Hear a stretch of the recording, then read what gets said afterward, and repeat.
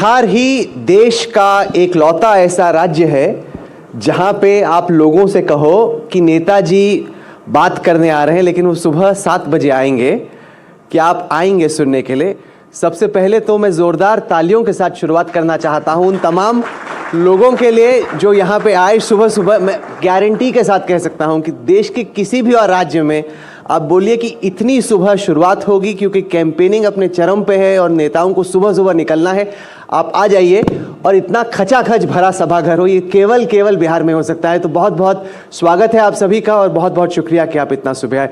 प्रशांत किशोर जी रात को 3:30 बजे अपनी कैंपेनिंग खत्म करने के बाद पटना लौटे और दिन भर हम लोग साथ में थे।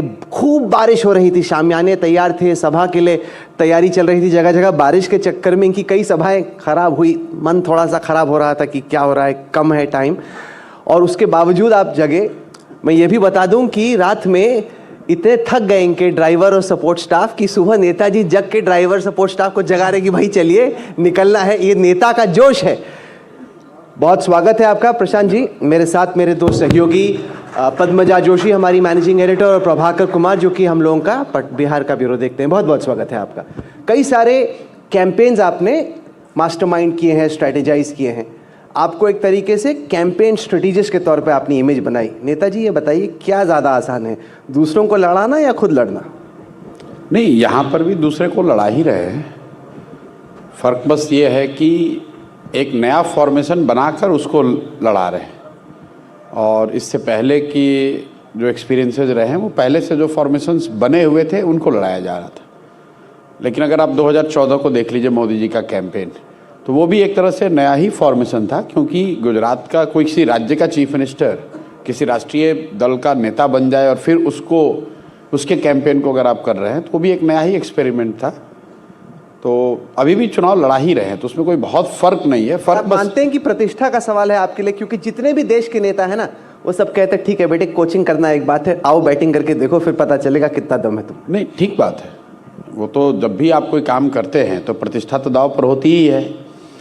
आप बंगाल आए थे मेरा इंटरव्यू लेने और आप मेरे शुभचिंतक हैं, तो आपने कहा था कि ये मत कहो, 100 सीट वाला मत कहो, वरना बीजेपी के ट्रोल आपको बर्बाद कर देंगे, आपका जीना हराम कर देंगे। और अगर रिजल्ट वैसे नहीं आए होते तो शायद वो होता भी जो आप कहते हैं।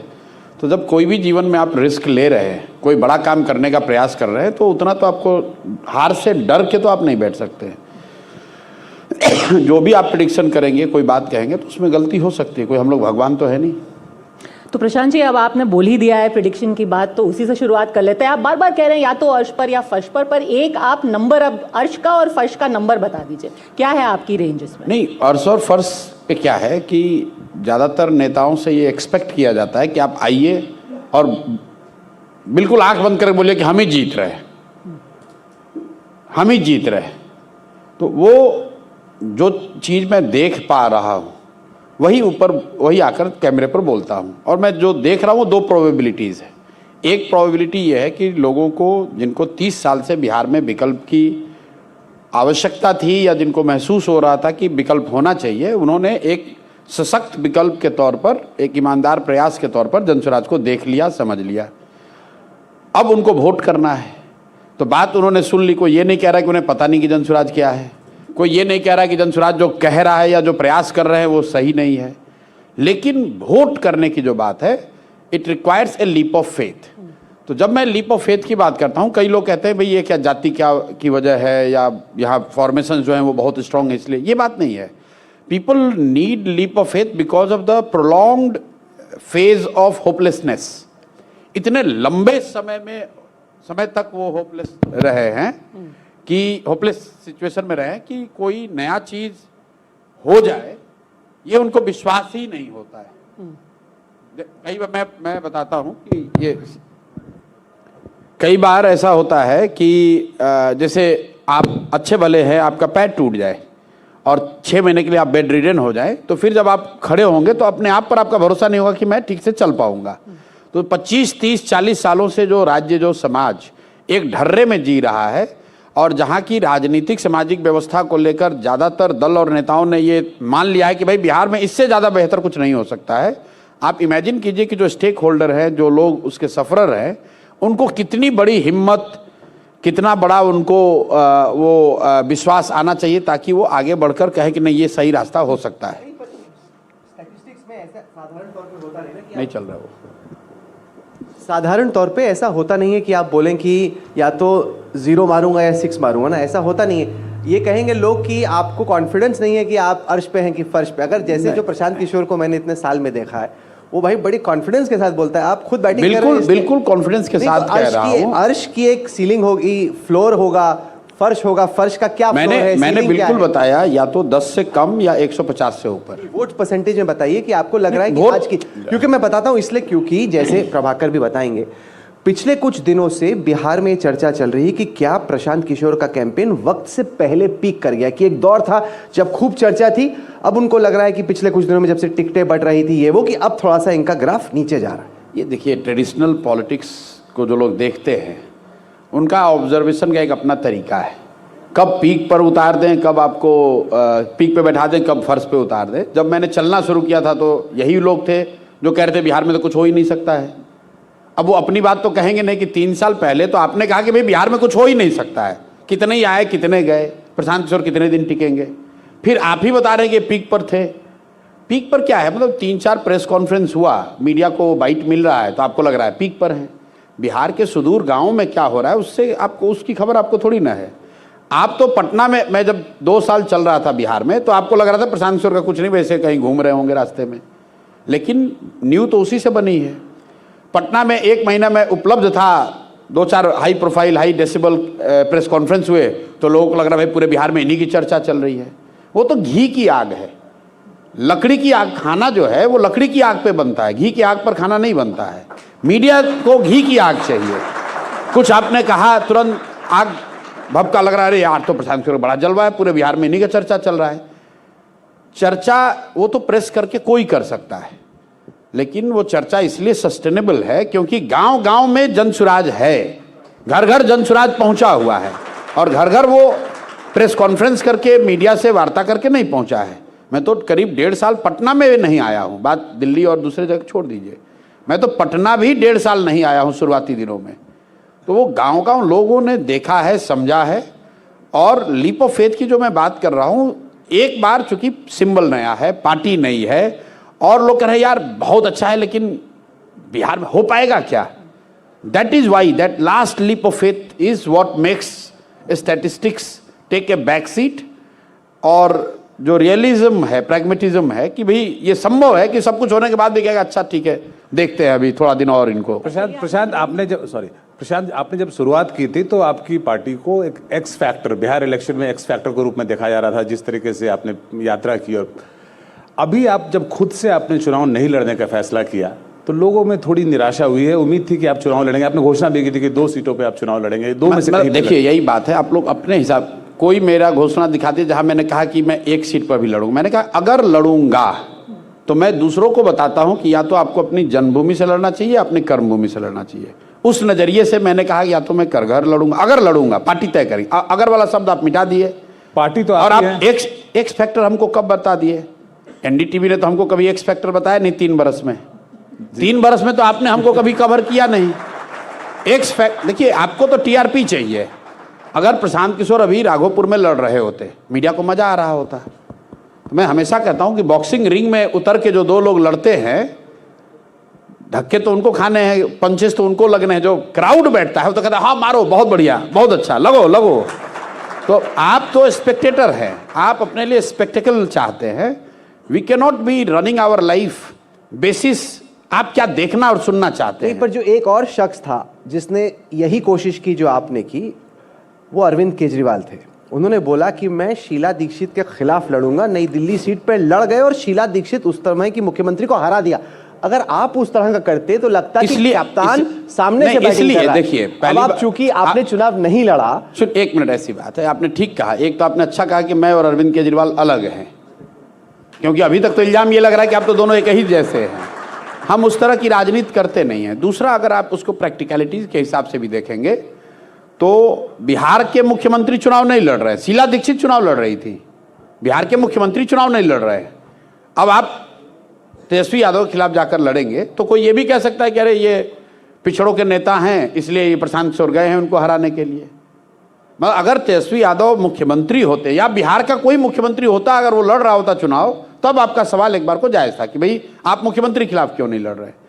तो ये मतलब मीडिया को, ठीक है आपका सवाल जायज़ है, ये भी जायज़ है कि भाई अगर लड़ते तो और ज़्यादा चैटर होता, लेकिन चैटर जरूरी नहीं है नहीं, पर कि इसका बिहार के सुदूर सीटों पर उसका असर हो रहा नहीं, है। पर पीके इसका दूसरा पर्सपेक्टिव ये है कि तमाम जो आपके सर्वे आ रहे हैं, आंकड़े आ रहे हैं, उसमें आपको दिख रहा है, क्योंकि आप ऐसे ही तय करते हैं ममता बनर्जी के लिए, तमाम लोगों के लिए, कि भाई उम्मीदवार को उतारने से वो जीतेगा कि हारेगा। आपका सर्वे आपको बता रहा है कि आप खुद नहीं जीत रहे, इसलिए आपने तय किया कि चलो नहीं लड़ते इस बार। नहीं देखिए, मतलब जब 14 को रिजल्ट आएगा तो जन स्वराज को कितना सीट कितना वोट आता है, उससे मेरी सफलता देखी जाएगी कि मैं राघोपुर में लड़ा हूं कि नहीं लड़ा हूं, इससे सफलता देखी जाएगी। परसेप्शन बनता है, परसेप्शन तो बनता है। परसेप्शन की जो लड़ाई है ना, उस थोड़ा हम पर छोड़ दीजिए।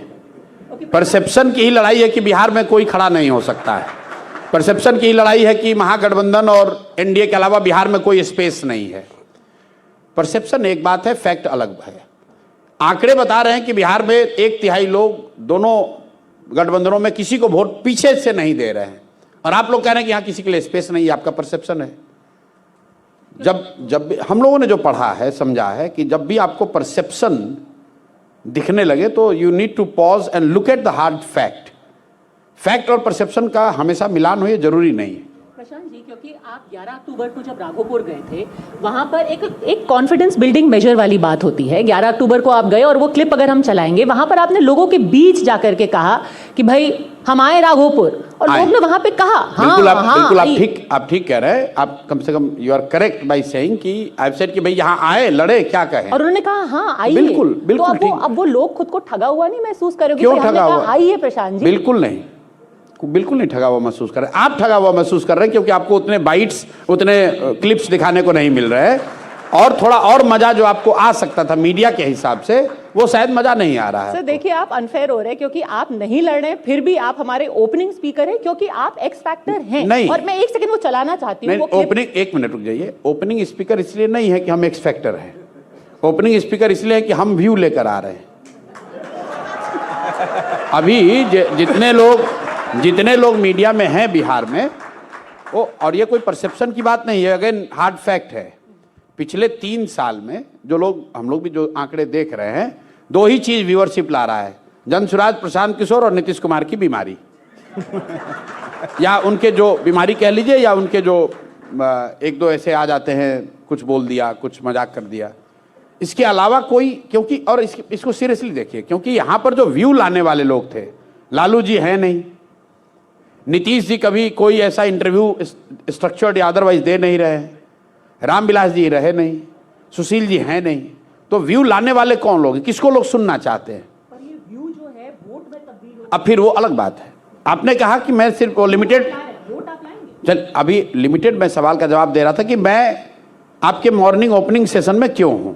नहीं, पर मेरी कुछ भाजपा के वरिष्ठ नेताओं से बातचीत हुई और मैंने यही दिखाया, क्योंकि social media impressions, digital views, कौन सा इंटरव्यू कितना देखा जा रहा है, वो तो पब्लिक इन्फॉर्मेशन है। तो मैंने कहा कि देखिए भाई, इनको देख तो काफ़ी लोग रहे हैं। तो उन्होंने कहा कि देखिए, प्रशांत किशोर नैरेटिव जानते हैं, माहौल बनाना जानते हैं, डिजिटल और सोशल के मास्टर हैं। ये डिजिटल और सोशल तक ही उनकी लड़ाई सीमित रह जाएगी, ये ज़मीन पे नहीं होता। भाजपा पूरे हाई लेवल पे कन्विंस्ड है कि आपका जो भी पॉलिटिकल गेम है वो डिजिटल और सोशल पे हो रहा है, वो धरातल पे नहीं होगा। चलिए, अब भाजपा के सीनियर लीडर ये कह रहे हैं, जो कि इसके सबसे बड़े बेनिफिशियरी रहे किसी जमाने में, मोदी जी इसी विधा को साध कर प्रधानमंत्री के पद तक पहुंचने का, ऐसा लोग कहते हैं भी, उनका बहुत बड़ा डिजिटल का, फेसबुक का, सोशल मीडिया का योगदान रहा है उनके प्रधानमंत्री बनने में। देखिए, जो एक सीक्वेंसिंग है, पहले लोग आपको जानेंगे, फिर लोग आपको सुनेंगे, फिर लोग उसको चर्चा करेंगे, फिर ही उसको वोट देंगे। रिवर्स नहीं हो सकता है। ऐसा नहीं हो सकता कि पहले लोग वोट दे दें फिर चर्चा करें। तो आप ये कह रहे हैं कि पहले लोगों ने कहा भी प्रशांत किशोर को जानता कौन है, तो चलो भाई लोगों ने जान लिया, फिर लोगों ने जो प्रशांत किशोर कह रहे हैं, हाँ भाई बात तो ठीक कह रहे हैं, ये बात तो लोग मान रहे हैं। तीसरी आप कह रहे हैं कि लोग देख रहे हैं, चर्चा कर रहे हैं।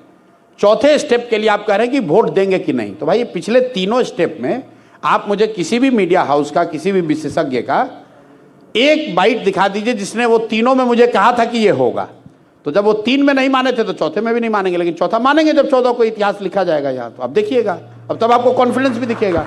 प्रशांत, आपको अब अभी क्या है, मैं बोलूंगा, आप कहें नहीं ये तो हो नहीं सकता है, अब उसका कोई अंत नहीं है उस बात का। आप कह रहे हैं आपका कॉन्फिडेंस नहीं दिख रहा कि कितनी सीट आएगा, कितनी सीटें आएंगी आपको, तो मैं कितनी बार भी कहूंगा आप तो मानने वाले नहीं हो। कितने उम्मीदवार आपके लड़ने के लिए जीतने के लिए लड़ रहे हैं? देखिए 243 हम लोगों ने डिक्लेयर किया था, उसमें से 4 लोग अमित शाह जी के कर्टसी चले गए और भाजपा के लोगों ने उनको ले लिया।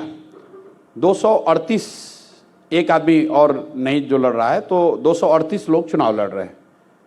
और मेरा अपना मानना है कि नाउ वी आर 8 और 10 डेज अवे कि करीब करीब 220-25 लोग तो अपने ताकत के हिसाब से अच्छा लड़ रहे हैं और 160 से 170 सीटों पर निश्चित तौर पर जनसुराज का जो उम्मीदवार है वो ट्रायंगुलर वहां फाइट होगी निश्चित तौर पर होगी, उसमें कहीं कोई दो मत नहीं है। अब आपका आकलन ये हो सकता है कि नहीं उसको 5% आ रहा है, 8% आ रहा है, 10% आ रहा है, मेरा हो सकता है कि उसको 30% आ रहा है, लेकिन ट्रायंगुलर फाइट आपको 160 से ज्यादा सीट पर निश्चित दिखेगी और वो ट्रायंगुलर फाइट जनसुराज के उम्मीदवार और उसके प्रयास की वजह से है। प्रशांत, आपके विरोधी जो है आप पर यह भी आरोप लगाते हैं कि आप हाई वैल्यू टारगेट चुन के सेंसेशन फैलाते हैं और इस सुविधा के आप एक्सपर्ट माने जाते हैं। आपने पिछले कुछ दिनों में ये किया है, तो इसका क्या चुनाव में भी आपको फायदा मिलता है या ये आपकी स्ट्रेटजी का पार्ट?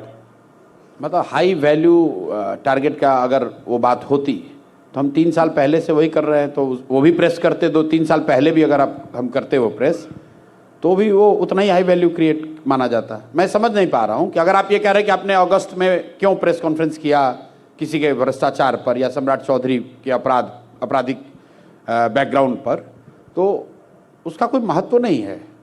3 साल पहले भी कर सकते थे, अभी भी कर सकते हैं। बिहार की राजनीति साधारण तौर पर जाति के इर्द गिर्द घूमती है। आप खुद अपर कास्ट ब्राह्मण फैमिली से आते हैं, सवाल ये है और ट्रेडिशनल सोच बिहार के बारे में रही है कि अपर कास्ट चीफ मिनिस्टर बनना या अपर कास्ट के लिए बिहार की राजनीति में अच्छा कर पाना बहुत मुश्किल है। अगर आपका ये प्रयोग कामयाब होता है तो उस जो बहुत बड़ी एक थ्योरी रही है उस पर एक सवाल खड़ा होगा। दूसरा ये कि यहाँ पे क्लास पे वोट नहीं पड़ता, जैसे दिल्ली में क्लास पे वोट पड़ता है, आम आदमी पार्टी को उससे फायदा हुआ। यहाँ पर वोट पड़ता है ज़्यादातर जात पे।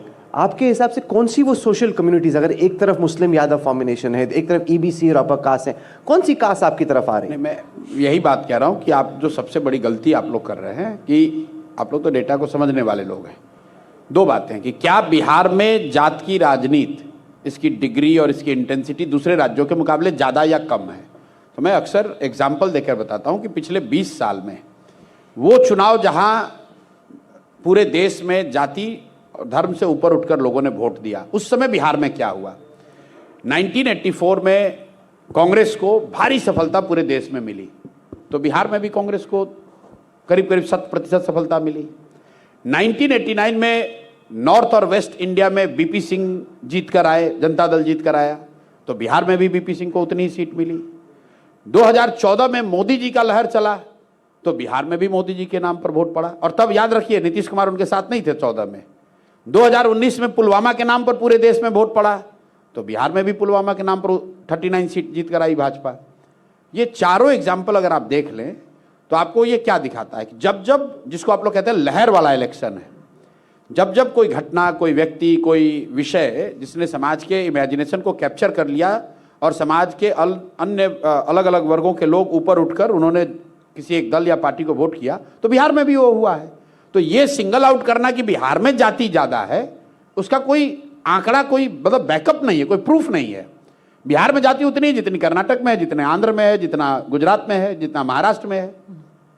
लेकिन आप जब महाराष्ट्र के पॉलिटिशियन को या इस तरह के किसी प्रयास को आप लोग जब इंटरव्यू करते हैं, असेस करते हैं, तो वहाँ ये नहीं पूछिएगा कि मराठा और कुंबी को कैसे साधिएगा।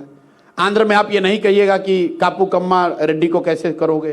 कर्नाटक में आप लिंगायत वोकालिगा की बात नहीं करोगे, क्षत्रिय पटेल की बात गुजरात में नहीं करोगे, यूपी में जात की राजनीति की बात नहीं करोगे। बिहार है तो कहते सब कुछ जाति पर हो रहा है। तो एक तो ये पूर्वाग्रह दिखाता है। दूसरा, अगर आपने अभी जो कहा कॉम्बिनेशन की MY एक और है और बाकी लोग दूसरे तरफ हैं, तो भाई जो हार्ड फैक्ट है, पिछली बार 74% वोट इन दोनों फॉर्मेशंस को पड़ा है। तो जो 25% लोग, 26% लोग जिन्होंने इन दोनों फॉर्मेशन को वोट नहीं दिया, उनकी जाति है कि नहीं है कि वो यूपी के लोग हैं? वो भी तो किसी जात के ही है ना लोग। अगर आप जन्म आपका हुआ है तो किसी न किसी जाति के होंगे। तो अगर आप कह रहे सारा MY लालू जी के साथ है और बाकी सब NDA के साथ है, तो वो 26% कौन है जिसने कि वोट इन दोनों को नहीं दिया? उनकी जाति क्या है वो भी बता दो भाई, हमको नहीं पता है, आपको पता होगा कि उनकी जाति क्या है जिन्होंने इन दोनों को नहीं दिया। मतलब अपने से बैठा के बना दिया, सारे एमवाई लालू जी को वोट दिए। किसने कह दिया? अगर सारे एमवाई ने लालू जी को वोट दिया तब लालू जी का वोट परसेंटेज बहुत ज्यादा होना चाहिए था। तो जो जन स्वराज की पॉलिटिक्स थी, आपने बार बार बोला था कि हम इसको ब्रेक करना चाहते हैं, कि हम caste based ticket distribution, caste based politics नहीं करते। अब जबकि हम फाइनल ओवर में आ गए हैं इस इलेक्शन के, क्या आप कह सकते हैं कि प्रशांत किशोर ने इस कास्ट पॉलिटिक्स को हरा दिया, या कास्ट पॉलिटिक्स ने थोड़ा सा टेम्पर कर दिया प्रशांत किशोर को? बिल्कुल नहीं। मतलब पहली बार आपने ब्रेक कर दिया वो? आपने ब्रेक करने की पहली बात तो आप ये समझिए कि हमको कास्ट पॉलिटिक्स को ब्रेक करने की जरूरत नहीं है। हर दौर में कुछ लोग हैं जो जातियों की राजनीति करते हैं। जाति को समझना और जाति की राजनीति करना दोनों दो बात है। अब जनसुराज के 240 लोग चुनाव लड़ रहे हैं, तो आप कह सकते हैं वो भी तो किसी जाति के हैं ही, ऐसा तो जाति उनका इरेज तो हो नहीं सकता है। अगर पद्मजा जोशी चुनाव लड़ेंगी तो उनकी जाति तो है, आप जाति की राजनीति करें या ना करें। आपने जाति देख के टिकट दिया? नहीं, आप बात नहीं समझ रहे हैं। हम कुछ भी देखकर टिकट दें, अल्टीमेटली आप उसको उस लेंस से देखना चाहते हैं तो आप तो कहिएगा कि इतने अति पिछड़े को दिए, इतने दलित को दिए, इतने ओबीसी को दिए, क्योंकि कोई भी दल, कोई भी व्यक्ति जाति को इरेज तो नहीं कर सकता है। लेकिन कोई बिहार में यह नहीं कह सकता है कि जनसुराज जाति की राजनीति कर रहा है। कोई बिहार में यह नहीं कह सकता है कि जनसुराज में प्रशांत किशोर ब्राह्मणों के नेता हैं, ये तो कोई नहीं कह रहा है। तो उस नजरिए से आप कह सकते हैं कि जाति की राजनीति to that extent we have been able to break. कोई ये नहीं कह रहा है कि जनसुराज में प्रशांत किशोर या जो इसका जो नेतृत्व है वो सवर्ण का है कि ओबीसी का है कि ईबीसी का है। लोग ये कह सकते हैं कि भाई ये टिकेंगे नहीं, बिहार में चुनाव हार जाएंगे, इनको समझ नहीं, वो सब कह सकते हैं। लेकिन ये कोई इल्जाम नहीं लगाया गया कि हम लोग जाति की राजनीति कर रहे हैं। क्योंकि प्रशांत जी, आपने जिस दिन अपनी दूसरी लिस्ट रिलीज की थी उस दिन आपने कुछ कहा था, मैं एक बार वो आपको याद दिलाना चाहती हूँ, अगर हम वो चला सकें। सबसे पहले तो बात ये कि समाज के सभी वर्गों को उनकी जाति, उनकी संख्या के हिसाब से जो भागीदारी की बात कही गई थी उसके अनुरूप आपको वो सूची दिखी होगी। उसमें अति पिछड़ा समाज हो, दलित समाज के लोग हों, मुस्लिम समुदाय के लोग हों, सामान्य वर्ग के लोग हों, ओबीसी समाज के लोग हों, और उसके नीचे भी जिस समाज की जो जनसंख्या है वो उस हिसाब से उनको भागीदारी दी गई है। सबसे पहले तो प्रशांत जी, ये तो आपने खुद ही बोला कि उनको उनके समाज के हिसाब से, उनकी जाति के हिसाब से भागीदारी दी गई, तो आपने नहीं, आपने सुना ही नहीं। आप उसी स्टेटमेंट को आपने जो चलाया प्रूफ के तौर पर, बिल्कुल ठीक बात है कि जनसुराज के संविधान में ये बात लिखी हुई है कि जब हम अपना कोई भी फैसला करेंगे भागीदारी को लेकर तो उसमें समाज के पांचों वर्ग, सामान्य वर्ग, ओबीसी वर्ग, ईबीसी वर्ग, मुस्लिम और दलित, इन पांचों समाज के लोगों को उनकी जनसंख्या के हिसाब से भागीदारी दी जाएगी। लेकिन चुनाव का जो आधार है वो मेरिट है। और साथ में ये कहा गया, मान लीजिए 1000 मेरिटोरियस लोग, काबिल लोग चुन के आ गए, चुनाव टिकट तो 243 को ही देना है, तो 1000 लोगों में से 243 जब चुनेंगे, काबिल सब हैं, तो उस समय ध्यान रखेंगे कि भाई ऐसा ना हो जाए कि सिर्फ सामान्य वर्ग के ही काबिल लोग आ जाएं। ये बात कही गई। इसमें जाति की राजनीति क्या है? भागीदारी, मैंने फिर वही आपको कहा कि जातियों की समझ होना और जातियों की राजनीति करना। हम उसमें तो कह नहीं रहा कि सारे अगड़े एक हो जाओ भैया, तुमको हमने टिकट दिया है। हमने ये तो नहीं कहा कि सारे ओबीसी ईबीसी एक हो जाओ, आपको जनसुराज ने टिकट दिया है। ये कहा गया है कि सभी वर्गों को जो वादा किया गया था उनको उनकी संख्या के हिसाब से भागीदारी दी गई है। क्योंकि सर, जब आप कहते हैं जिसकी जितनी संख्या भारी उसकी उतनी हिस्सेदारी, उस हिसाब से ये नारा आपका है? नहीं, मेरा नहीं है, मतलब जिसका भी है संख्या के हिसाब से ये नारा मैंने नहीं दिया। मैंने, ऐसा है, मैं फिर आपको दोबारा कह रहा हूं, आप स्टेटमेंट को एक हिस्सा इरेज करके दिखा रहे हैं। उस एक लाइन उसमें यह भी कहा गया है कि सिलेक्शन का आधार मेरिट है, सही लोग हैं, लेकिन सही लोग 243 नहीं है ना, 243 से ज्यादा हैं। तो उसमें फिर कैसे आप बांटेंगे कि कौन से सही लोग? सारे ब्राह्मण ही लड़ जाएंगे, यही सही लोग हैं, या सारे अति पिछड़े ही लड़ जाए, या सारे यादव ही लड़ जाए, या सारे दलित ही लड़ जाए? ऐसा तो हो नहीं सकता है। तो वो एक सेकेंड डिग्री फिल्टर है कि जब आप लोगों का चुनाव कर रहे हैं तो उस समूह से जिस समाज की जितनी संख्या है उतना कोशिश करके उतनी भागीदारी उनको दी जाए। जनसुराज ने, मान लीजिए, पहली बार यहाँ के इतिहास में हम लोगों ने अति पिछड़ों को, हिंदू अति पिछड़ों को करीब करीब 55 सीट दिया है, उनकी संख्या के हिसाब से दिया है। उसके लिए कोशिश करी है कि उतने लोग, उतने काबिल लोग निकाले जाएं और तब उनको दिया गया है। लेकिन ऐसा नहीं कि जन स्वराज कोई अति पिछड़ों की राजनीति अलग से कर रहा है या मुसलमानों को 34 सीट दिया गया है, उनकी संख्या है इसलिए उनको 34 सीट दिया गया है। अगर कोई आपका वोट बैंक है तो आप एक तरीके से कोशिश कर रहे हैं माइग्रेंट वोटर्स को अपना वोट बैंक बनाने की, जो युवा हैं, जो देश के अलग अलग हिस्सों में अलग अलग नौकरियों में काम करते हैं, जो वापस आए हैं छठ के लिए, दीपावली के लिए, आप कोशिश कर रहे हैं कि वो आपका वोटर बन जाए, लेकिन वो अलग अलग जातियों से भी आते हैं। क्या आपको लगता है कि वो जाति से एक कदम ऊपर उठते हुए एक माइग्रेंट वोट बनेगा प्रशांत किशोर की पार्टी का? मैं बार बार आपको कह रहा हूं कि हम लोग का जो वोट बैंक है या जो आप स्टार्टिंग पॉइंट मानिए वो ये है जो बिहार में बदलाव चाहता है और दोनों गठबंधनों से उबा हुआ है।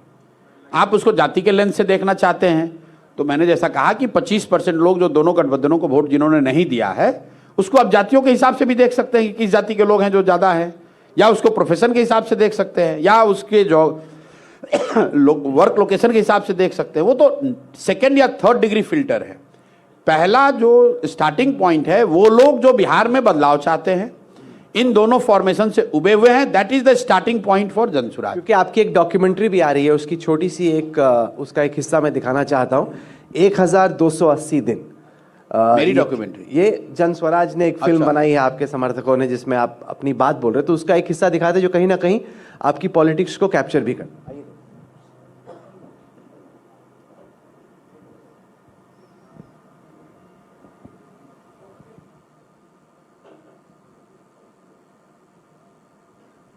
Okay, that seems to be, I think इस पे कुछ इशू है, बट वो बेसिकली 1280 दिन जो आपने बिताए हैं इस संघर्ष में, उसकी जो बात आप कर रहे हैं, वो 1280 दिन की आपकी सिंगल बिगेस्ट लर्निंग क्या है? सिंगल बिगेस्ट लर्निंग ये है कि बिहार जितना आंकड़ों में गरीब दिखता है उससे कहीं ज़्यादा गरीब, उससे कहीं ज़्यादा बदहाल या दुर्दशा की स्थिति में लोग यहाँ पर हैं। मैं बिहार से हूँ, थोड़ी बहुत आंकड़ों की समझ है ऐसा कह सकता हूँ, और यहाँ प्रोफेशनली भी जब मैं यूएन में था तब भी यहाँ पर मैंने 2 साल काम किया है, और यहाँ पढ़ाई लिखाई भी की, 2 साल काम भी किया, और राजनीतिक क्षेत्र में भी कुछ समय यहाँ बिताया है। मुझे भी ऐसा लगता था कि मुझे इस बात की समझ है कि बिहार की समस्याएं क्या हैं या बिहार के लोगों की स्थिति क्या है, लेकिन जब मैं नीचे गया हूँ 3 साल जो मैंने काम किया है, तो मुझे इस बात का एहसास हुआ कि बहुत ऐसे सामाजिक, राजनीतिक, आर्थिक पहलू हैं जो आंकड़ों में नहीं दिखते हैं। आंकड़ों में ये नहीं दिखता है। मैं आपको अपना एग्जाम्पल एक दे के बता रहा हूँ कि मैं यहाँ पर 2015 का मैंने एजेंडा एक तरीके से महागठबंधन का सेट किया था, 7 निश्चय का एक प्रोग्राम बनाया था, लेकिन उसमें मैंने ये जो वृद्धा पेंशन है उसकी बात नहीं कही थी, जो कि बिल्कुल छोटा चीज़ था, किया जा सकता था, क्योंकि मुझे उस समय समझ ही नहीं थी कि 400 रुपया का जो मासिक पेंशन है वो कितना महत्वपूर्ण है उस महिला के लिए या उस विधवा के लिए या उस विकलांग के लिए जिसको कि पूरा महीना 400 रुपये में बिताना पड़ता है। तो जब मैं पैदल चला और मैंने देखा कि भाई लोग उसका भी बेसब्री से इंतजार करते हैं कि वो 400 रुपये आए तो मैं दवा खरीदूंगी, तो ये चीज़ें जो आंकड़ों में आपको नहीं दिखती है। पहले मुझे आंकड़ों में दिखा होगा कि 1 सवा करोड़ लोग हैं जिनको वृद्धावस्था पेंशन मिलता है, वो आगे बढ़ गई बात। तो एक लाइन में समअप यही करूंगा कि जितना आंकड़ों में बिहार गरीब दिखता है उससे बहुत ज़्यादा गरीब और बदहाल जमीन पर है। कुछ सवाल हम लेते हैं हमारे साथियों से जो कि हमारे साथ यहाँ बैठे हैं। सुमित अवस्थी मुझे दिख रहे हैं। सुमित, पूछिए। ऑडिबल? हेलो प्रशांत जी, स्वागत है आपका एनडीटीवी पे। आज से 22 दिन पहले मैं आपसे आपके घर में मिला था, इसी शहर पटना में। मेरा घर नहीं है, जहाँ भी आपका कैंप ऑफिस कह लीजिए आप। नहीं, उसको भी चला दीजिएगा आप लोग की। नहीं, जो अब मुझे तो आपने वहीं बुलाया था कि हाँ हम इंटरव्यू दे रहे हैं, तो हम चल के आए थे। जो भी था मैं उस पर नहीं जाना चाहता हूँ। मैं दूसरी बड़ा वायरल हुआ है वो। थैंक्स टू यू ना, thanks to me, thank you, thanks to the content. मैं मनोरंजन भारती जी आते हैं, इंटरव्यू लेते हैं, बीच में आप आए और आपने 2-4 सवाल दागे, मैंने कुछ बोला और एकदम वो चल रहा है कि अरे देखिए इनका दोनों का। चलिए बस पूछिए सर। टाइट रहते हैं पत्रकारों से, ऐसा चल रहा है नहीं? चलिए। आपकी याददाश्त अच्छी है। मैं उसी दिन, आपने 9 तारीख थी वो, शाम को हम 5 बजे के आसपास इंटरव्यू कर रहे थे आपका। आपने ये कहा था कि आप 11 तारीख को राघोपुर जा रहे हैं, फिर आप बताएंगे कि चुनाव लड़ेंगे या नहीं लड़ेंगे। जी, अगर मेरा कॉन्टेक्स्ट गलत है तो मुझे आप नहीं, बिल्कुल ठीक है। आप 11 तारीख को गए, आपने वहाँ कहा, जैसे ही पद्मजा ने सवाल भी पूछा, लोगों ने कहा कि आपको लड़ना चाहिए, आपने नहीं लड़ा। जी, मैं अब ये जानना चाहता हूँ, आपने कहा कि राघोपुर से अगर या कहीं से भी कोई मुख्यमंत्री चुनाव लड़ा होता, अभी अभी आपने कहा, तो मैं लड़ता, जैसे अरविंद केजरीवाल ने शीला दीक्षित के अगेंस्ट में दिल्ली में लड़ा था। पर सम्राट चौधरी तो चुनाव लड़ रहे हैं, सम्राट चौधरी के खिलाफ आपने कैंपेन छेड़ा हुआ है, आप सम्राट चौधरी के खिलाफ चुनाव लड़ लेते तो अगर आप ठीक ऐसा है। वैसे तो मैं 243 पर लड़ सकता हूँ, मुझे लड़ने आप जैसे लोग सलाह देंगे 243 में भी मैं लड़ सकता हूँ। लेकिन आपने बात ठीक उठाई, तारापुर में कौन लड़ रहा है सम्राट चौधरी के खिलाफ? महागठबंधन नहीं लड़ रहा है, महागठबंधन का कैंडिडेट भी वहाँ नहीं है। सम्राट चौधरी के खिलाफ तारापुर में जनसुराज का प्रत्याशी लड़ रहा है, एक डॉक्टर लड़ रहे हैं जो डबल एमडी हैं। अब चूंकि आपने सवाल पूछा है, डबल एमडी है वो आदमी, पेडिट्रिशियन है, वहीं का लोकल बंदा है, और वो सम्राट चौधरी के खिलाफ लड़ रहा है। बाकी जितने उम्मीदवार थे या तो खरीद लिए गए या उनको डरा कर बैठा दिया गया। तो जनसुराज ही लड़ रहा है, दूसरा कोई नहीं लड़ रहा है। संविधान में अगर आप ये प्रावधान करा दें कि 243 सीट भी आदमी लड़ सकता है, तो मैं 243 ही लड़ लूं। और एक तरीके से 243 ही लड़ रहे हैं, जो लोग लड़ रहे हैं मैं अकेला ही उनसे लड़ रहा हूं। ऐसा नहीं है कि 243 पर हम लोग कोशिश नहीं कर रहे हैं। एक व्यक्ति जिसने अपने दम पर एक विकल्प खड़ा किया है, आप मेरे आलोचक हो सकते हैं, लेकिन इससे तो आप इनकार नहीं करेंगे कि वो मैंने किया है। अब वो उसमें कितना दम है नहीं है वो आपको 14 को दिखेगा। आपने राघोपुर क्यों चुना था? आपने राघोपुर इसलिए चुना था क्योंकि आप बीच बीच में, दिल्ली के आप पत्रकार हैं, बीच बीच में बिहार में आते हैं, क्योंकि जनसुराज के उम्मीदवारी की एक जो प्रक्रिया शुरू हुई तो आपने उसको फॉलो पूरा नहीं किया है।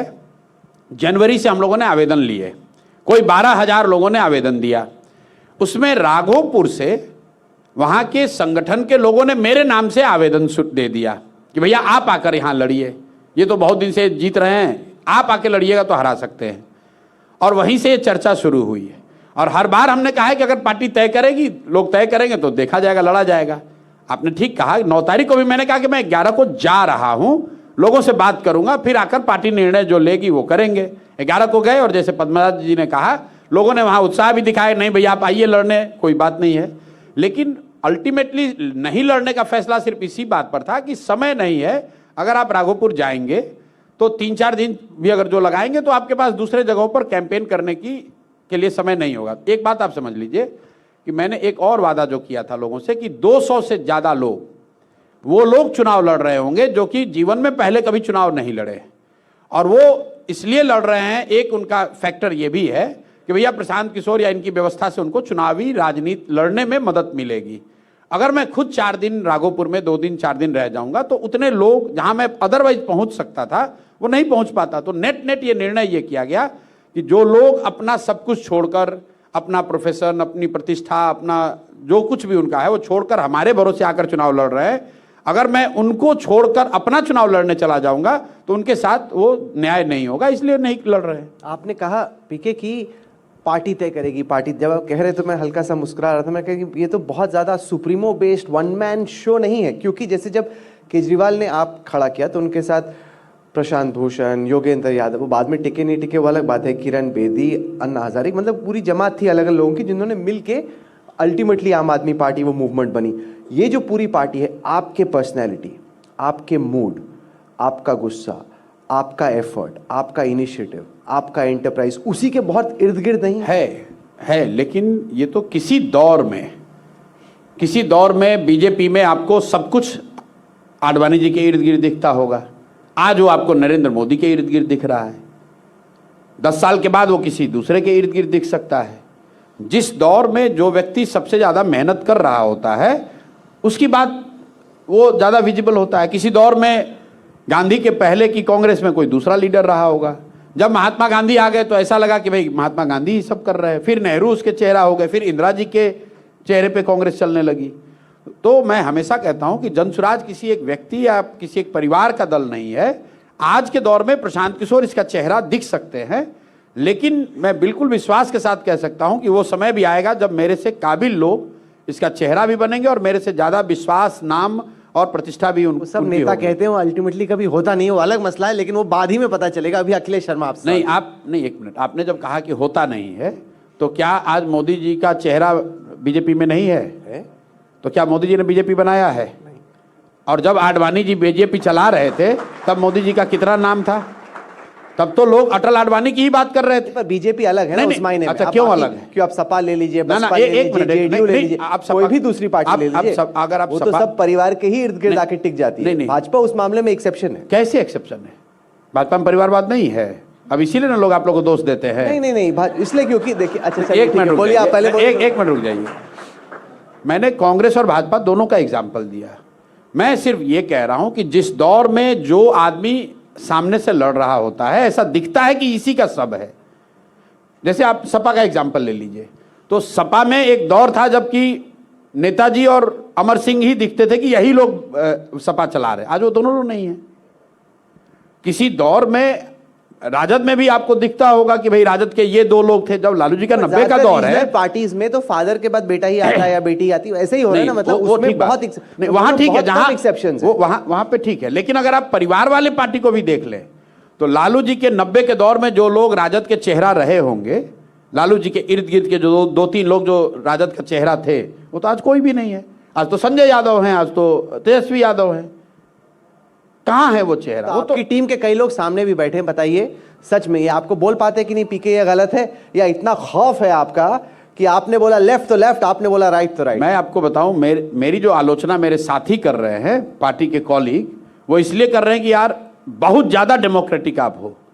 मैं इतना कंसल्टेशन करा रहा हूं। जो आप टिकटों की बात कर रहे हैं, 8 दिन तक दूसरे दलों में एक चुनाव की कमेटी होती है, कोई एक हाई पावर्ड कमेटी है जो टिकट डिसाइड करती है। हम लोग 150 लोग बैठ के टिकटों पर उन्होंने 10 दिन अनवरत चर्चा करी है, और कोई भी ये नहीं कह सकता है कि उससे पूछा नहीं गया। ऐसे बड़ा दल है, कोई कह सकता है कि हमारी राय नहीं ली गई है।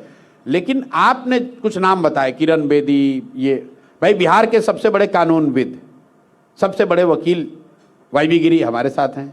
बिहार के सबसे नामी ईमानदार जितने ब्यूरोक्रेट्स हैं वो सब जनसुराज में हैं। बिहार में और कई बहुतेरे समाज सेवी जिन्होंने समाज में बहुत बड़ा काम किया है, वो जनसुराज का हिस्सा है। लेकिन आप चूंकि दिल्ली ये नहीं है, आप उतना क्लोजली उसको फॉलो नहीं करते हैं, इंडिविजुअली उनको जानते नहीं हैं, इसलिए आपको लग रहा है कि कोई अगल बगल नहीं है इनके।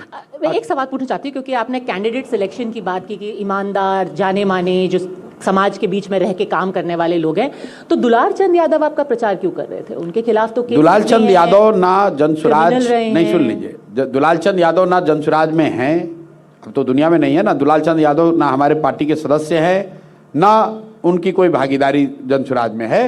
वहां पर जो जनसुराज के प्रत्याशी हैं पीयूष, हम उनके लिए जिम्मेवार हैं। अब उनके समर्थक कौन खड़े होकर प्रचार कर रहे हैं ये तो आपके हाथ में है नहीं। मान लीजिए मैं जा रहा हूं अभी नवादा, वहां पर कोई समर्थक खड़ा होकर प्रचार करेगा तो उसका सारा दोष आप मेरे पे नहीं दे सकते। दुलाल चंद यादव जी का जनसुराज से सीधा कोई सरोकार किसी भी फॉर्म में नहीं रहा है। पर पीयूष प्रियदर्शी के तो साथ वो थे, उनके लिए प्रचार कर रहे हैं। नहीं भाई, आप उनका समर्थन क्यों ले रहे हैं जो खुद बाहुबली हम हैं, बिल्कुल जिनके नहीं खिलाफ ले क्रिमिनल रहे। केस है? कोई पीयूष ने उनका समर्थन नहीं लिया है। आप जाकर वीडियो देख लीजिए, वहां पर दुलाल चंद यादव की लड़ाई वहां अनंत सिंह से है। पर सर, वो कैमरे पे पीयूष प्रियदर्शी कह रहे हैं दुलार चाचा हमारे साथ थे। हाँ, ठीक अनंत है। सिंह- हाँ, बोल रहे हैं साथ में जिसको थे। चाचा बुला रहे हैं, अब वो ऐसा तो है नहीं कि वो घुस गए वहां कैवलकेड नहीं, में। ऐसा है कि चाचा जिसको बुला रहे हैं वो आदमी वहां पर आपको क्रिमिनल दिख रहा है, और सामने के दो बाहुबली लड़ रहे हैं। मोदी जी और अमित शाह से आप कभी पूछिएगा नहीं डर के मारे कि भैया आप वहां बाहुबली को अनंत सिंह को काहे लड़ा रहे वो हैं। बाहुबली हैं, पर आप तो पार्टी विद डिफरेंस बिल्कुल है। तो हमारा जो अब देख लीजिए, आपने पैरामीटर कितना चेंज किया हुआ है।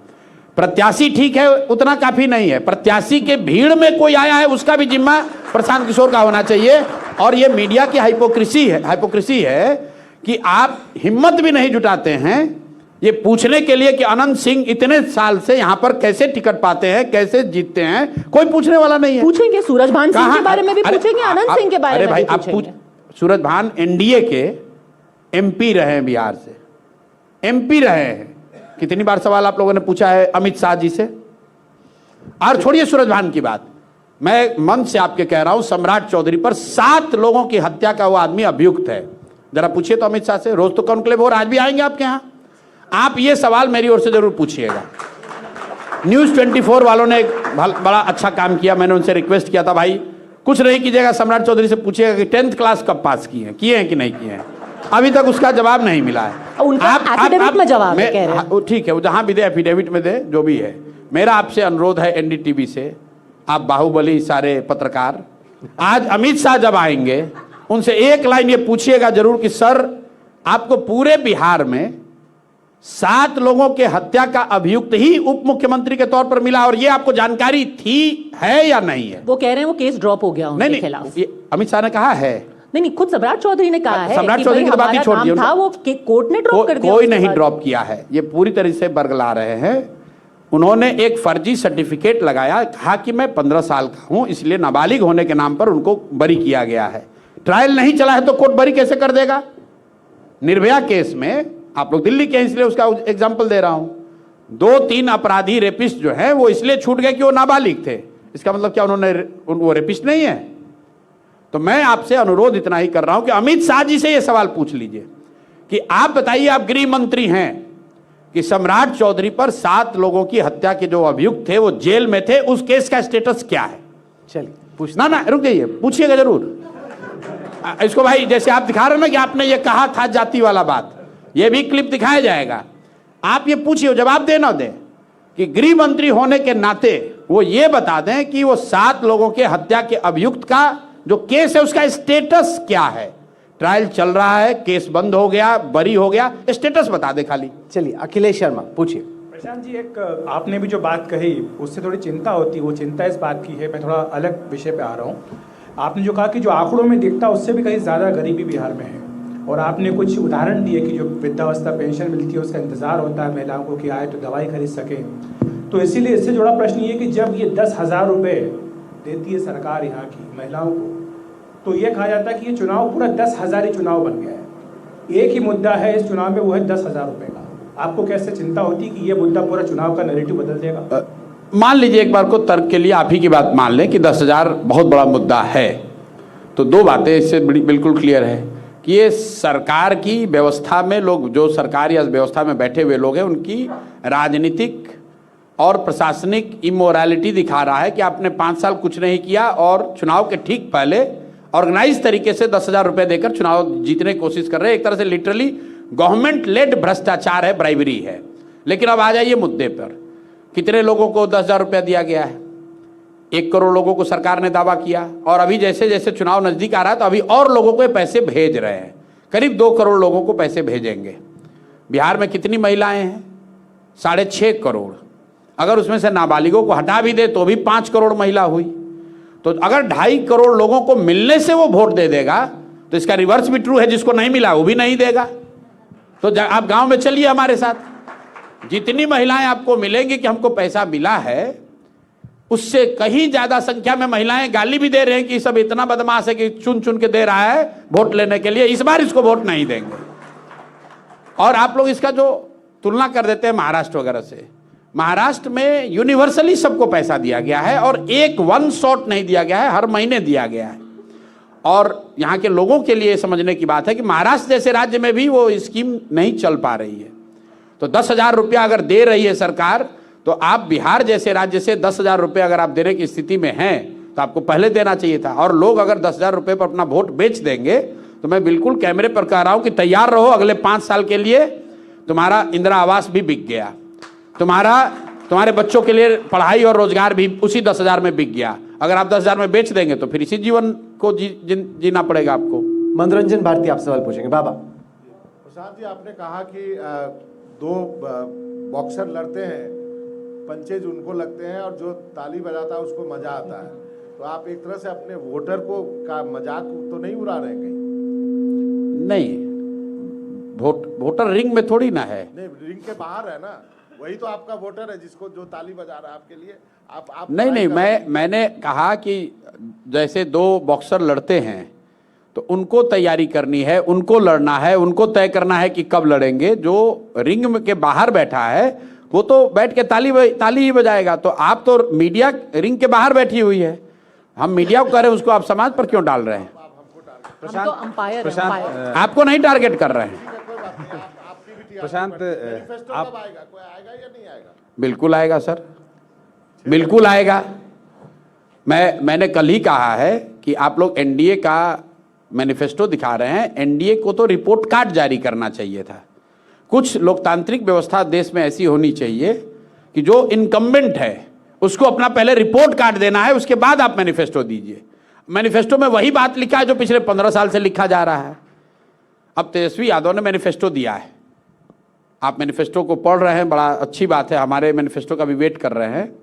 उन्होंने कहा कि बिहार के हर घर से नौकरी दे देंगे, तो 3 करोड़ गुने 20,000 भी कर दीजिए तो देख लीजिए कितना पैसा होता है।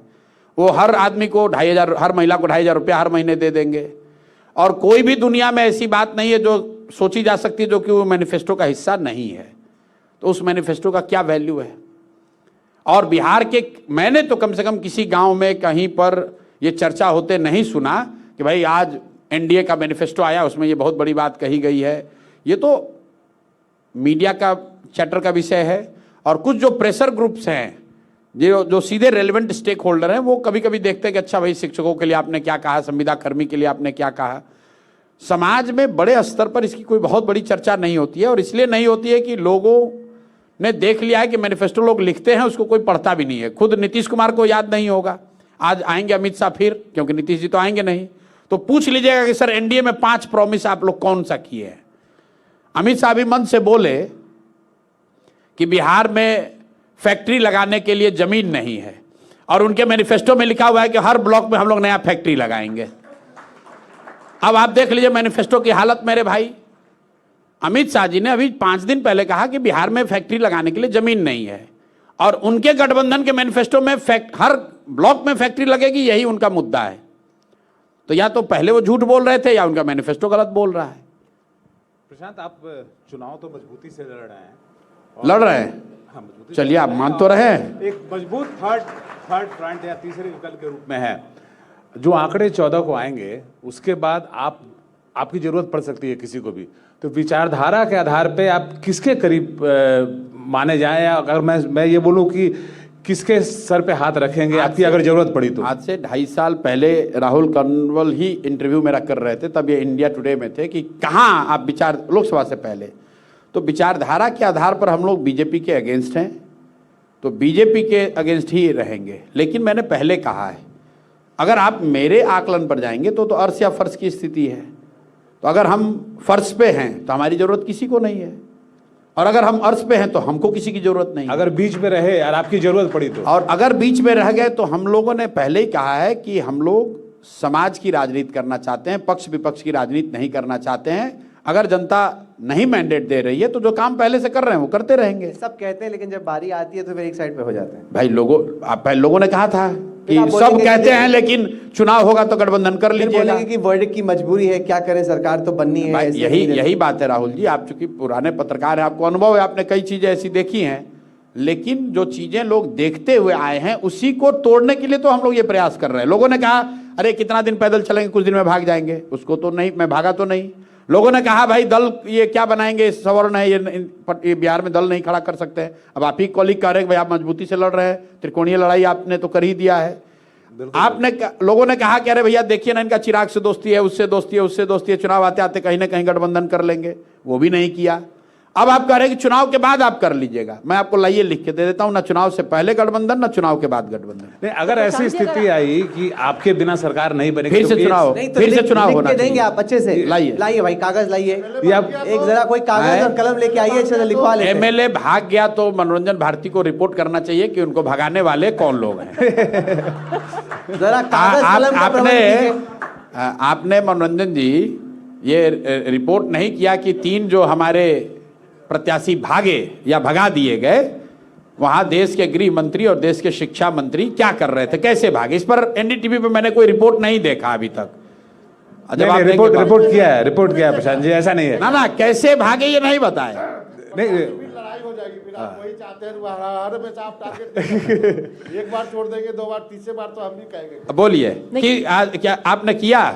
क्यों नहीं किया है? नहीं किया है, रिपोर्ट किया है प्रशांत जी, मैं आपको लिंक भेज दूंगा। रिपोर्ट किया, प्रॉपर डिटेल्ड रिपोर्ट है। धर्मेंद्र प्रधान जो देश के शिक्षा मंत्री हैं, वो जन स्वराज के प्रत्याशी के घर पर बैठ के नॉमिनेशन विड्रॉ करा रहे हैं। इस पर अगर एनडीटीवी ने रिपोर्ट किया है, शायद मैं व्यस्तता से भूल गया हूं। मैं आपको लिंक भेज दूंगा। नहीं देखा बैठे है। बैठे लिंक भेज दो भाई जल्दी से, जाने से पहले बैठे बैठे यहीं हाँ, जैसे आप हमसे यहाँ साइन करा रहे हो, वैसे बैठे बैठे भेज चलिए, दो। आप लिखिए यहाँ पे कि तब तक हम अगला सवाल लेंगे अंकित त्यागी। नहीं लिखिए, मैं सीरियसली लिखा रहा हूँ कि अगर मैं कुछ लिख दूंगा, रहा- जाने से पहले लिख दूंगा कि आप कहीं जाएंगे नहीं, कि अगर रहा ऐसी कोई स्थिति बनी कि आप किंग मेकर टाइप की सिचुएशन में रहे या मेजोरिटी से कम रहे, तो आप ऐसा मतलब किसी भी साइड पर जाएंगे नहीं। लिख के दीजिए अच्छे से। बिल्कुल लिख के दे क्योंकि देते जब हैं। नतीजे आएंगे तो हम दिखाएंगे लाइव। अरे फिर अरे, आप तो ऐसे भी दिखा रहे हैं, जो भी बोला है वो भी आप डिजिटली दिखा रहे हैं। सही बात है कि भाई तुमने ये कहा है, तुमने ये कहा है, तुमने ये कहा है।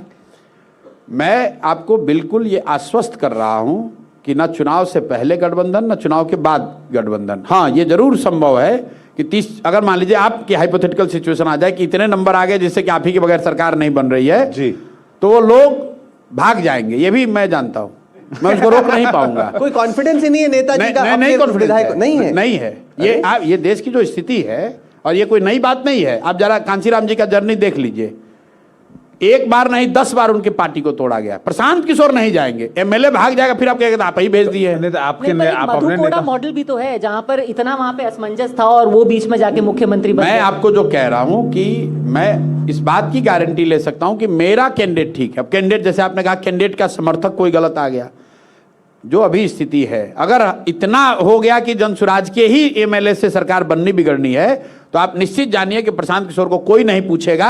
वो सारे एमएलए खुद या तो भाग जाएंगे या सरकार उसको पर ये खरीद के क्या ले जाएगी। कॉन्फिडेंस है? ये तो आप बड़ी बात बोल रहे हैं। बिल्कुल क्योंकि बड़ी बात बोल रहे हैं। आपको अपने एमएलए पे इतना ही कॉन्फिडेंस? मेरे एमएलए पे आप बताइए, क्या शिवसेना वालों को अपने एमएलए पे कॉन्फिडेंस नहीं था? क्या कर्नाटक वालों को एमएलए को कॉन्फिडेंस नहीं था? भैया, लक्ष्मी का आंच इतना है और सीबीआई का डर इतना है, जब सरकार उठा कर ले जाती है तो क्या कीजिएगा आप? तो फिर काहे चुनाव लड़ रहे हैं? फिर चुनाव लड़ रहे हैं कि जनता इतना मैंडेट दे कि ये सब स्थिति आए नहीं, ये स्थिति आए नहीं। लेकिन मैं इस बात की गारंटी नहीं ले सकता हूं। गारंटी इसलिए नहीं ले सकता हूं क्योंकि नहीं, पर जो कुछ पार्टियों के एमएलए भागते हैं और कुछ के नहीं भागते। किसके नहीं भागे इस देश में बताइए? मोरलेस देखो तो आम आदमी पार्टी के दिल्ली में एमएलए को भगाने में दिक्कत ही रही। दिक्कत है, लेकिन भागे ना। नहीं, कम ही कम भागे ना। ऐसे शिवसेना टाइप का नहीं वही हुआ। अरे भाई, वही है कांग्रेस का जैसे मध्य प्रदेश में हुआ वैसा नहीं ऐसा हुआ। है। थोड़ा तो अपने आपके कुछ उम्मीदवार सामने नहीं, मैं बैठे, आपको कुछ तो उनपे विश्वास कीजिए। एक बात सुनिए, आम आदमी पार्टी उस स्थिति में अगर आ जाती कि इसी 10 विधायक के भागने से बीजेपी की सरकार बन जाती तो जरूर हो जाता। अब बीजेपी के 8 हैं, उसके 62 हैं, तो इसलिए नहीं टूटा। लेकिन वैसी स्थिति, जो प्रेशर वाली स्थिति हो जाती है, जो रियलिज्म है कि अगर कल हो के हाइपोथेटिकली 30 विधायक जीत गए जनसुराज के और उसी 30 से सरकार बननी है, तो प्रशांत किशोर अपने आप को अगर फांसी पर भी लगा ले तो 30 हमारा बात मानेगा? उसको तो चाहिए कि भैया हमको किसी तरह सत्ता में आओ, प्रशांत किशोर जो। लेकिन हम ये कह सकते हैं कि हम अपने प्रयास में, अपनी ईमानदारी में, अपनी शुद्धता में कमी नहीं लाएंगे। प्रशांत जी, अब आप आश्वासन दे ही रहे हैं तो एक आश्वासन तो लिख दीजिए जो आपने शुरू से कहा। एक आश्वासन आप लोग अमित शाह से भी लीजिए ठीक है कि अगर सर यहाँ बहुत छोटे दल जीतकर आ सकते हैं और आप 100 ही लड़ रहे हैं तो आपको 120 तो आएगा नहीं। किसी तरह से गठबंधन से अगर पूरा नहीं होगा तो आप खरीद फरोख्त नहीं करेंगे, किसी को डरा कर नहीं लेंगे। ये भी लिख के ले लीजिए अमित शाह से। चलिए 150, क्योंकि खरीदने वाले लोग, आप कह रहे भाई तुम बिकोगे तो नहीं, हम खाली आपसे ये कह रहे हैं भाई जो खरीदने वाले बाजार में बैठे हैं उनसे भी एक बार पूछ लिया करो। ठीक है, पर 150 विधायक आएंगे। पूछिएगा ना? हाँ, 150 पूछिएगा ना? हाँ, 150 विधायक आएंगे तो पूछिएगा कि प्रशांत नहीं, पहले किशोर बता सीएम दीजिए। बनेंगे कि नहीं बनेंगे? 150 विधायक में प्रशांत किशोर सीएम बनेंगे नहीं? क्योंकि आपने पहले कहा था हम नहीं बनेंगे, पार्टी के जो काबिल बिल्कुल कार्यकर्ता बनेंगे। जैसे आपने कहा कि आप ही सब निर्णय लेते हैं, तो 150 विधायक जीत कर आएंगे तो वो लोग बैठेंगे, तब मीडिया वाले भी आकर, पहले तो हम अकेले थे तो आप नहीं कवर ये कर तो रहे थे वही बात हो गई, उनको। विधायक दल फैसला लेगा। आपने पहले कैटेगोरिकली कहा अभी था, तो आपने कहा हम कोई हमारे CM विधायक नहीं आएंगे बनेंगे। नहीं। आप बनेंगे अब आप नहीं हमको बनेंगे। पहले 20-25 पर ले आए, फिर उसके बाद आप 150 देने लगे। भाई 14 तक इंतजार कर लीजिए, उनको आ जाने दीजिए। अगर हम लोग की क्षमता है कि हम 150 विधायक ला सकते हैं तो उन लोगों में उतनी क्षमता होगी कि वो अपना लीडर भी चुन लेंगे। चलिए, अभी ख्याली पुलाव नहीं बनाते, थोड़ा सा सवाल लेते हैं अंकित त्यागी से। अंकित, प्रशांत जी, ये एक्सपेरिमेंट आपका नया है, 3 साल से आप इस पर मेहनत कर रहे हैं, लेकिन बिहार की राजनीति में ऐसा नहीं है कि राजनीति में आपका जो काम रहा है वो इससे पहले भी रहा है। 2015 में आप जेडीयू के ऑफिशियली हिस्सा रहे, उस समय 15 में नहीं, 18 में। 18 में। उसके बाद आपकी पार्टी में एक अब जो एक पार्टी का विलय हुआ, आरसीपी साहब, वो भी जेडीयू से बहुत साल जुड़े रहे, यानी कि सत्ता के साथ आप लोगों ने काम किया है। तो बिहार की जिस बदहाली की आप बात करते हैं, एक मौका आपको तब मिला था उस बदहाली को कुछ बदलने का या उसमें कुछ पॉजिटिव कंट्रीब्यूशन करने का, तो आपको लगता है कि आप लोग विफल हुए क्योंकि आप लोग राजनीति से जुड़े रहे, सत्ता के साथ जुड़े रहे? बिल्कुल ठीक बात है। आपने मेरे अगर पहले के बयान सुने होंगे तो मैंने ये पहले भी बताया है कि सत्ता में तो मैं कभी यहाँ नहीं रहा हूँ, दल का हिस्सा जरूर था। उस नज़रिए से आप उतनी मेरी जिम्मेवारी आप तय कर सकते हैं। जेडीयू के वाइस प्रेसिडेंट थे आप? हाँ, वाइस प्रेसिडेंट दल का न होता है, सरकार के वाइस प्रेसिडेंट नहीं थे। तो आप मतलब नीतीश जी के आप फैन बॉय हैं, लेकिन हम देखिए, मैं बार-बार कह रहा हूं, आप शुरू मत कीजिए। हम सरकार के हिस्सा, हम जिम्मेवारी ले रहे हैं, आप सुन ही नहीं रहे हैं। अच्छा, हम लोगों ने जिम्मेवारी ली है। और मैंने आप पहले भी कहा है कि कोविड के दौरान मुझे इस बात का रियलाइजेशन भी हुआ कि इतनी शक्ति, ताकत, नेटवर्क, पैसा, संसाधन होने के बावजूद मैं अपने लोगों के लिए कुछ नहीं कर पा रहा हूं। इसीलिए तय किया कि नहीं, अब ये दूसरा रास्ता लेना है। और अगर मान लीजिए कि आपकी बात मान भी ले कि मेरी गलती रही, तो उसका प्रायश्चित भी मैं ही कर रहा हूं, कोई दूसरा नहीं कर रहा है। 3 साल से आकर प्रयास भी मैं ही कर रहा हूं। और जहां तक बात है 15 में जब मैं आया था, तो जो 7 निश्चय की पूरी चर्चा हो रही है, वो 7 निश्चय 40,000 गांव में सर्वे कराकर बनवाने का प्रयास मैंने किया था। बिहार विकास मिशन की स्थापना कराई थी, लेकिन हम कभी सरकार के हिस्सा नहीं रहे। लेकिन ये कहना कि ये कह के मैं अपनी जिम्मेवारी से बचना नहीं चाहता हूं। मुझे और बिहार के समाज के लिए मैं और कुछ कर सकता था, जो शायद नहीं किया। उस समय मेरी प्रायोरिटी में नहीं रहा होगा या मेरी समझ में का हिस्सा नहीं था। तो जब समझ हुआ तब करने की कोशिश कर रहे हैं। प्रशांत जी, एक आखिरी सवाल आपसे, क्योंकि आपने जिस भी पार्टी के, तो आपने स्ट्रेटेजिस्ट रहे हैं या हिस्सा रहे हैं, आपने हमेशा बात की है विकास की, उनके लिए आपने पॉलिटिकल रोड मैप बनाया है। बट यहाँ जब आप खुद चुनाव लड़ने आए, तो हाल फिलहाल में आपके कुछ बयान देखे जहां आपने फिर से ये पूरा बिहारी वर्सेस बाहरी, गुजरात वर्सेस बिहार वाला पॉलिटिक्स शुरू किया है। आप जो कि आप तमिलनाडु से लेके, पंजाब से लेके, दिल्ली से लेके, कलकत्ता से लेके हर जगह आप रहे हैं, आपको वहां पे वेलकम किया गया है, और खुद तो आप वोटर रहे हैं कलकत्ता के अंदर, और आप बिहारी वर्सेस बाहरी वाली पॉलिटिक्स कर रहे हैं। आपको लोग कलकत्ता में बाहरी बोलते तो?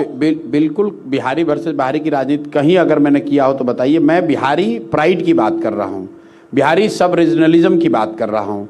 बिहारी कह के कोई गाली न दे, ऐसी स्थिति बिहार के लोगों को चिंता करनी चाहिए कि हम अपने दूसरे राज्यों को दोष देने के बजाय अपनी स्थिति को सुधारें, ताकि हम लोग के बच्चे बाहर मजदूर न बने। ये बात हम लोग कह रहे हैं, हम बिहारी वर्सेस बाहरी की बात नहीं कर रहे हैं। नहीं, आप कहते हैं कि भाई गुजराती जो है आकर के आपका वोट ले जाते हैं और वंदे भारत देते हैं। ये तो ठीक बात कह रहे हैं कि तो वही डिविजिव पॉलिटिक्स होगी। हम तो ये बता रहे हैं कि बिहार में आप वोट दे रहे हैं मोदी जी को, बहुत सारे लोग, इस बात पर कि मोदी जी देश में विकास कर रहे हैं।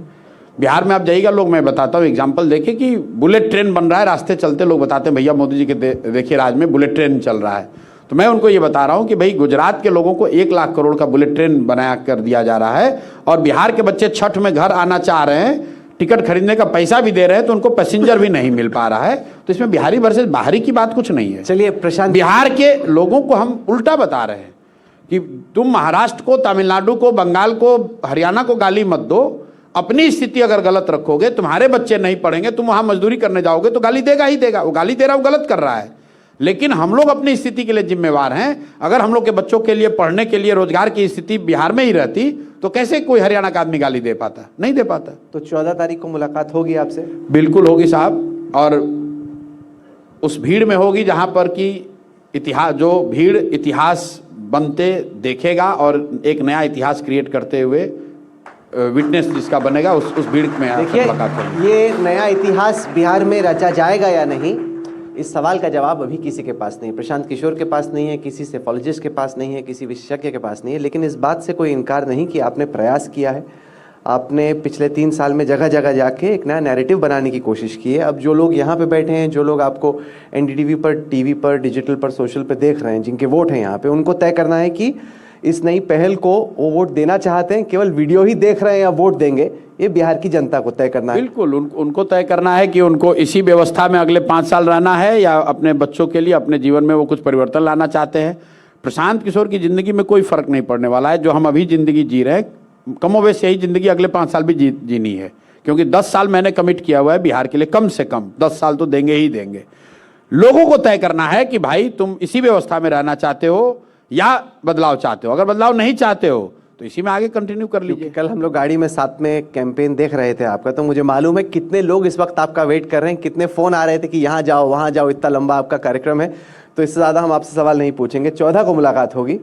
अमित शाह जी से जो सवाल जो तय हुआ है, दोनों पूछिएगा जरूर। 2 सवाल तय किया गया है कि सम्राट चौधरी के आपराधिक हिस्ट्री की जानकारी 7 लोगों की, सीधा सवाल है, 7 लोगों के हत्या का जो आरोप है उस केस का स्टेटस गृह मंत्री, देश के गृह मंत्री होने के नाते उनके नज़र में क्या है।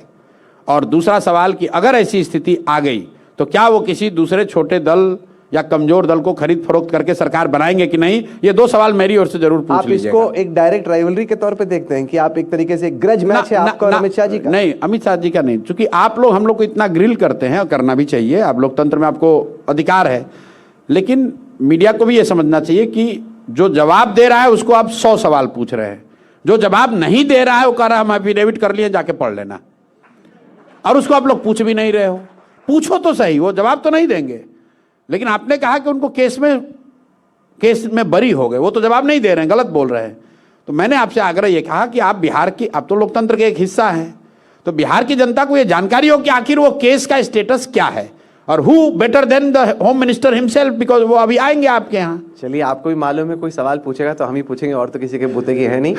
आप यहाँ पे आए, अब ये दूसरे मीडिया वाले क्या से आप राइवलरी अपना फिक्स कर रहे हैं। राइवलरी तो है ही, जैसी आपकी राइवलरी है वो तो है ही, उसमें कोई शक थोड़ी है। जैसी अगर पूछेगा तो एनडीटीवी पूछेगा, इसीलिए मेरा विश्वास है कि अगर कोई पूछेगा तो एनडीटीवी पूछेगा, इसलिए आपको देख कर जा रहे हैं, जरूर पूछिएगा। बहुत खतरनाक खिलाड़ी हैं भाई ये। चलिए, आप जुड़े हमारे साथ, बहुत बहुत शुक्रिया आपका, और धन्यवाद। सुबह सुबह उठने के लिए है उसके लिए आपको शुभकामनाएं।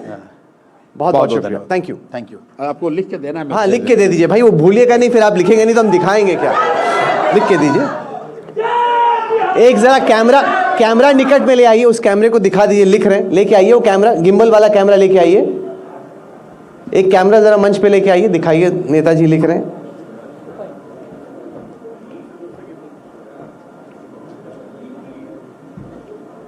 मैं चुनाव से पहले, नहीं मैं नहीं लिखा, ना चुनाव से पहले। अच्छा, ना चुनाव से पहले, वो पेन थोड़ा सा ऐसे, ना चुनाव से पहले गठबंधन, ना परिणाम। आपका पेन ही नहीं। अरे पेन ही नहीं ठीक चल रहा भाई, क्या एक दूसरा पेन दीजिए फटाफट। अच्छा, जरा एक पेन लेके आइए, अच्छा पेन लेके आइए जल्दी से, किसी के पास भी कलम हो तो लाइए लाइए। ये लीजिए, ये लीजिए। नहीं, अब हो गया, ले ले। नहीं, उससे कर दो, पढ़ दो भाई आप पढ़िए ना। ना चुनाव से पहले गठबंधन, ना परिणाम के बाद गठबंधन।